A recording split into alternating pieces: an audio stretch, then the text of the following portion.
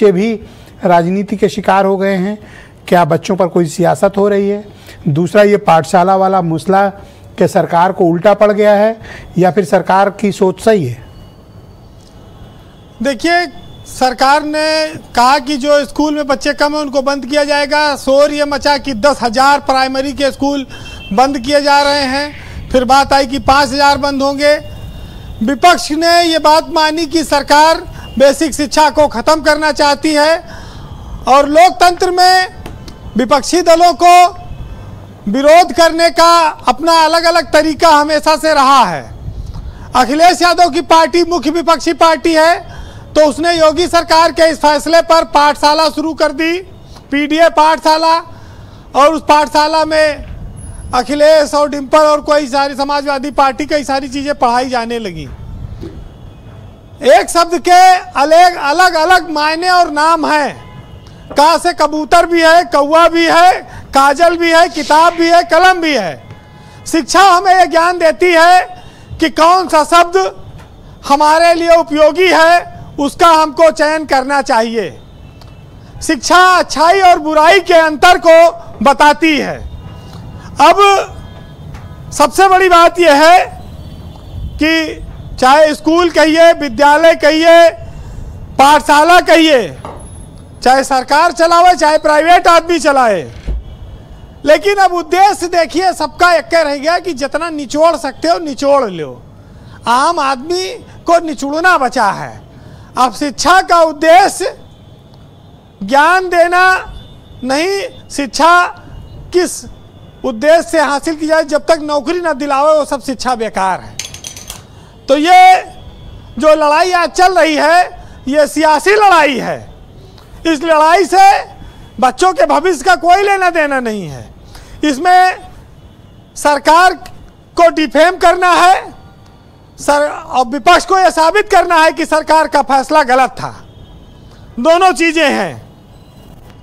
ब्रजेश जी, मास्टरों पे बड़ा आरोप लगता है कि 70,000 वेतन लेते, पढ़ाते लिखाते नहीं, लेकिन मास्टरों के सामने समस्याएं भी बहुत हैं।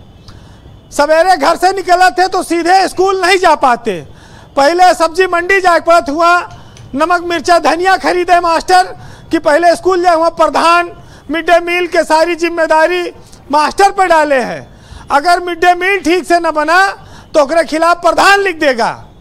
तो मास्टर साहब पहले मंडी में जाए के आलू और सब्जी के भाव ले थे, तब तक बच्चे स्कूल में आकर अपन डफली बजा रहे हैं। तो ये सब भी बड़ी समस्याएं मास्टरों के सामने है।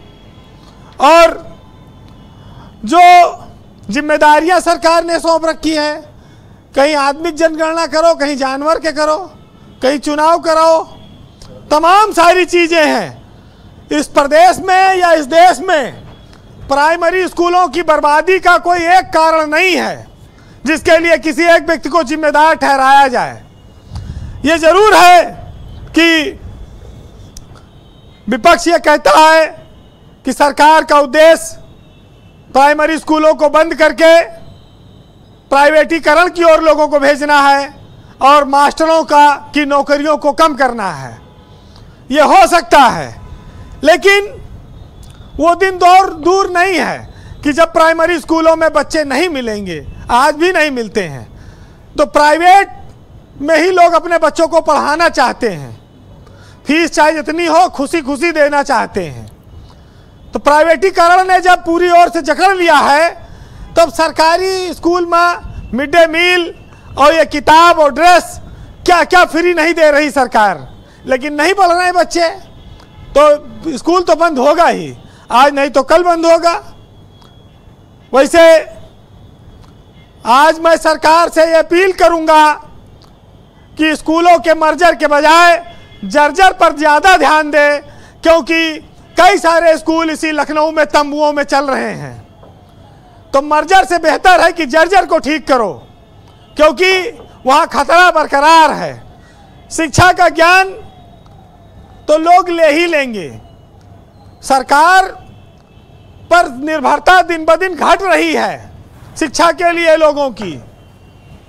और ब्रजेश जी, लोकतंत्र में जी वीरेंद्र जी जो अपने विरोध का तरीका है विपक्ष का, उसको करने दीजिए, वो उनका अपना काम है।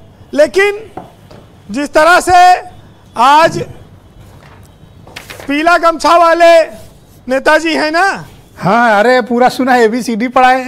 हाँ, पूरा ABCD पढ़ा दिए। तो उनको थोड़ा से भाषा, भाई वो काफी तैयारी करके आते हैं। तो उन्होंने कहा कि इसमें कोई जो राय नहीं कि राजभर जी एक बहुत बेहतरीन वक्ता है। हाँ, वो तिल का ताड़ और ताड़ को तिल बनाने में मतलब उस्तादी है उनकी। मैं उनको बहुत अप्रिशिएट करता हूँ उनकी भाषा शैली पर। बस खाली भाषा में है, विभाग चलावे में उनके दम नहीं है, वहां पर उनकी आवाज नहीं निकलती है। वो मंत्री हैं। सुनिए कि अब ये वाला अनुभव प्रमुख सचिव से कहा थे देख लीजिएगा। तो अब ये वाला तो मुझे नहीं पता। देखो, मैं पॉलिटिकली जानता था, वो बोला, अब असली वाली बात आपने कह दी। तो सुनिएगा कि ए से अराजकता, बी से भ्रष्टाचार, सी से चोर, डी से दलाली, ई से ईर्ष्या, जी से गुंडागर्दी, एम से फर्जीवाद और एच से हेरा फेरी। ये है ओम प्रकाश राजभर की ABCDEFG। लेकिन आज इस प्रदेश में शिक्षा के स्तर को बढ़ाने के लिए केंद्र से लेकर राज्य सरकार तक जितना काम कर सकती हैं वो कर रही हैं। लेकिन अब लोग अंग्रेजी स्कूलों में अपने बच्चों को ज़्यादा पढ़ाने प्राथमिकता देते हैं, इसलिए सियासत बनी है। आलोचना करिए, सरकार में जो लोग हैं उनके कामों की आलोचना होगी, इसमें कोई नई बात नहीं है। लेकिन शिक्षा अब तकनीकी के दौर में है, डिजिटलाइज है और बच्चों के ऊपर शिक्षा का बहुत बड़ा बोझ है, किताबों का, उन पर भी देखना होगा। सरकार तो खाना से लेके बस्ता से लेके ड्रेस सब फ्री तो दे ही रही है। तो एक आज बहुत अच्छी बात, जब गाय से गधा वाली बात कही मुख्यमंत्री ने, तो ओम प्रकाश आदित्य की कविता आज बहुत मायने रखती है। आप सुनिएगा, इसमें बड़ा आनंद आएगा कि गाय से गधे पर है, इस देश के गधों पर है कि इधर भी गधे हैं, उधर भी गधे हैं, जिधर देखता हूँ गधे ही गधे हैं।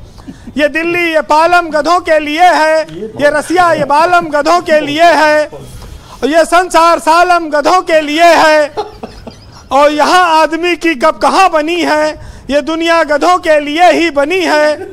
जो गलियों में डोले वो कच्चा गधा है, और जो कोठे पे बोले वो सच्चा गधा है, और जो खेतों में चीखे वो नकली गधा है, जो माइक पे बोले वो असली गधा है। बस आज तो आपने कपिल शर्मा को फेल कर दिया। आज पूरी डिबेट एक कॉमेडी शो में आपने बदल ही दी। वीरेंद्र जी, बहुत शुक्रिया, धन्यवाद हमारे साथ जुड़ने के लिए। ग्राउंड जीरो से अपना फीडबैक, ओपिनियन।